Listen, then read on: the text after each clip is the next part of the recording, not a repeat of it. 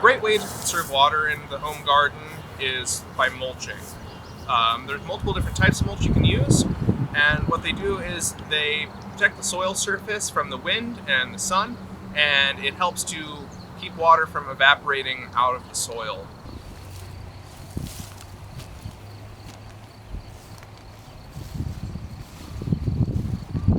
A great thing about wood chips is, they're really good at weed suppression.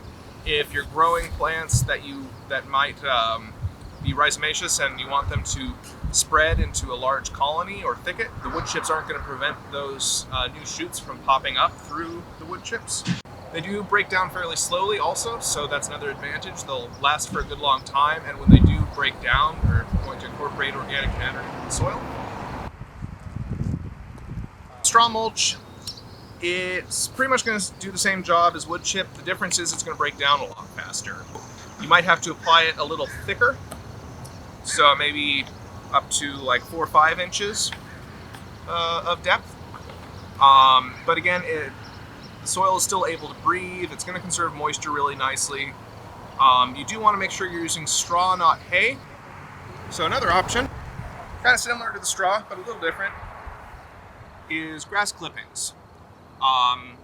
If you're mowing or weed whacking, you can rake this all up and you can apply this as a mulch. It's kind of a rule of thumb: if you're mowing, you don't want to leave your grass clippings on the grass that's just been mowed.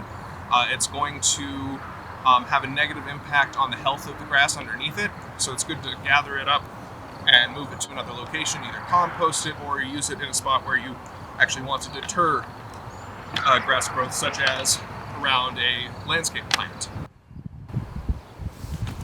Plastic mulch is really good at keeping down the weeds. It depends, there's different types of plastic you can use. Nowadays, there's even biodegradable plastics that will actually just completely break down and incorporate itself into the soil. We all usually have some cardboard sitting around at home. This is a good option if you're really looking just to deter any growth of weeds or grass or what have you underneath it. It does break down fairly slowly. It increases the soil temperature when it's hot out because the rocks absorb that heat, and then also acts as a mulch and keeps the weeds down. Lava rock or other rocks, they really heat up the soil a little more.